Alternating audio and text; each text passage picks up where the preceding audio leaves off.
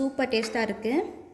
இந்த டீ வந்து எதனால் டேஸ்ட்டாக இருக்குதுன்னா, பால் டீ தூளெல்லாம் சேர்த்துட்டு கொதி வர்றதுக்கு ரொம்ப நேரம் ஆனதுனால பாலோட அளவு வந்து கம்மியாயிடுச்சு. ஆனால் டீயோட டேஸ்ட்டு வந்து சூப்பராக இருக்குது. நீங்களும் இந்த மாதிரி வீட்டில் ட்ரை பண்ணி பாருங்கள். நான் ஃபஸ்ட் டைம் ட்ரை பண்ணியிருக்கேன். இந்த வீடியோ பார்த்துட்டு நீங்களும் வீட்டில் ட்ரை பண்ணி பாருங்கள். ட்ரை பண்ணி பார்த்துட்டு எப்படி இருந்துச்சுன்னு கமெண்டில் சொல்லுங்கள். Hello friends, welcome to Nirai kitchen. நான் வந்து இன்றைக்கி கொஞ்சம் டிஃப்ரெண்ட்டாக ஒரு டீ போட போகிறேங்க. இந்த மாதிரி டீ நீங்கள் வீட்டில் போட்டிருந்தீங்களாலும் சரி, இல்லை வெளியில் குடிச்சிருந்தீங்களாலும் சரி, கமெண்ட் பண்ணுங்கள். நான் வந்து கொஞ்ச நாளைக்கு முன்னாடி டீ குடிக்கலான்னு ஒரு ஹோட்டலுக்கு போயிருந்தோம் ஃபேமிலியோட. அப்போ வந்து ஹோட்டலுக்கு வெளியில் வந்து இந்த டீ வச்சுருந்தாங்க. பட் நான் பார்க்காம உள்ளே போய் காஃபி சாப்பிட்டுட்டு வந்ததுக்கு அப்புறமா தான் நான் பார்த்தேன் இந்த டீ மிஸ் பண்ணிட்டோன்னு சொல்லிட்டு. இந்த டீ வந்து ரொம்ப நாளாக குடிக்கணும்னு எனக்கு ஆசை, ஆனால் அன்றைக்கி மிஸ் பண்ணிட்டேன். வீட்டில் ட்ரை பண்ணுவோன்னு சொல்லிட்டு நான் ட்ரை பண்ண போகிறேன். எப்படி வரும்னு தெரியல, பட் ட்ரை பண்ண போகிறேன். நல்லா வரும்னு நினைக்கிறேன், பார்க்கலாம். டீ போடுறதுக்கு ஒரு பாத்திரத்தில் எல்லாம் ஆற்று மணல் எடுத்திருக்கேன். 1 டம்ளர் அளவுக்கு பசும்பால் எடுத்திருக்கேன். தேவையான அளவு ஜீனி, தேவையான அளவு டீ தூள், டீ போடுறதுக்கு ஒரு பாத்திரம். இது இந்த மெத்தடில் தான் போடுவாங்களான்னு எனக்கு தெரியல, ஆனால் நான் வந்து இந்த மாதிரி மெத்தடில் தான் போட போகிறேன். அடுப்பு ஆன் பண்ணிவிட்டு நம்ம எடுத்துருக்கிற மணலை வந்து ஹீட் பண்ணிக்கிடணும். நல்லா ஹீட் ஆகணும் மணல் வந்து. நேற்று மழை பெஞ்சதுனால மணல் வந்து கொஞ்சம் ஈரமாக தான் இருக்குது. இருந்தாலும் பரவாயில்ல, மணல் வந்து ஹீட் பண்ணினதுக்கப்புறமா நான் காமிக்கிறேன். மண் வந்து இந்த அளவுக்கு ஹீட் ஆகிக்கிடணும். நல்லா ஹீட்டாக இருக்குது. ஈரமாக இருந்த மண் வந்து இந்த அளவுக்கு ஹீட் ஆகிடுச்சு. நான் இது வந்து ஃபஸ்ட் டைம் ட்ரை பண்ணுறேன். எந்த அளவுக்கு வருதுன்னு தெரியல, ஆனால் ட்ரை பண்ணி பார்க்குறேன். இந்த மாதிரி ஒரு பாத்திரம் வைக்கிற மாதிரி லைட்டாக குழி பறிச்சுக்கிட்டேன். இந்த மாதிரி டீ போடுற பாத்திரத்தை ஒன்று வச்சுருக்கேன். வச்சுட்டு நம்ம ஒதுக்கி வச்ச மண்ணெல்லாம் இந்த மாதிரி அணை கட்டின மாதிரி அணை கட்டிடுறேன். பாத்திரம் வந்து கொஞ்சம் ஹீட் ஆகட்டும். பாத்திரம் வந்து ஹீட் ஆயிடுச்சு. இப்போ 1 டம்ளர் அளவுக்கு பால் எடுத்திருக்கேன்.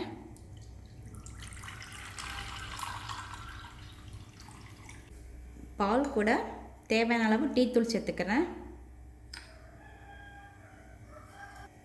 பாலும் டீ தூளும் சேர்த்துட்டேன். மண்ணோட ஹீட்டு வந்து பால் சட்டியில் பட்டு பால் வந்து பொங்கி வரட்டும்.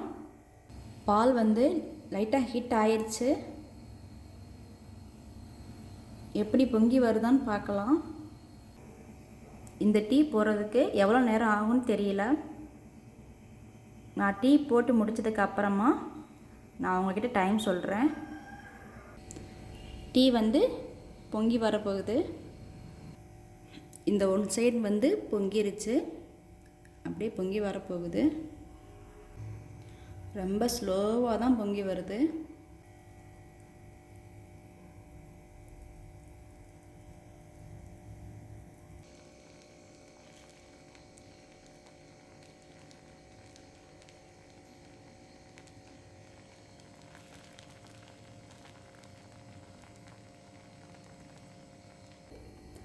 டீ வந்து இந்த அளவுக்கு பொங்கி வந்ததுக்கு அப்புறமா உள் சைடே கொதிக்க ஆரம்பிச்சிருச்சு. இப்போ தேவையான அளவுக்கு ஜீனி சேர்த்துக்கிறேன். டீ வந்து கொதிக்குது பாருங்கள். தேவையான அளவு சர்க்கரை சேர்த்துட்டு ஒரு டைம் மிக்ஸ் பண்ணி விட்டுட்டு சர்க்கரை வந்து கரைஞ்சி வரட்டும்.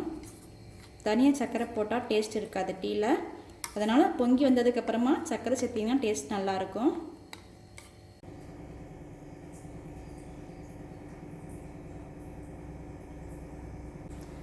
டீ வந்து நல்லா கொதிச்சிருச்சு. இப்போ இது இறக்கிட்டு வடிகட்டிட வேண்டியதான். இந்த மாதிரி ஒரு மண் கப் எடுத்திருக்கேன். இதை வச்சு எல்லா மண்ணையும் அணை கட்டிட்டு இந்த கப்பு வந்து சூடாகணும். உள் சைடு பட வேண்டாம், ஏன்னா நம்ம அதில் டீ ஊற்ற போகிறோம். நல்லா சூடாகட்டும்.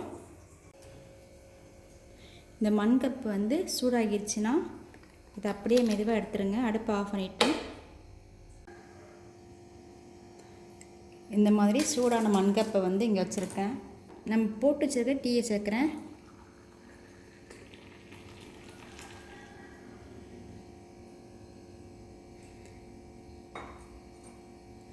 இன்னும் கொஞ்சம் வந்து அந்த கப்பு வந்து சூடாகி இருக்கணும். அப்போ தான் அந்த சுறுசுறுன்னு சவுண்டு கேட்டிருக்கோம். முறை முறையாக வருது பாருங்கள். இப்போ அடுத்த கப்பில் இந்த கப்பு வந்து சூடாக இருக்கும். இந்த வீடியோ பார்த்துட்டு நீங்களும் வீட்டில் ட்ரை பண்ணி பாருங்கள். ட்ரை பண்ணி பார்த்துட்டு கமெண்ட் பண்ணுங்கள்.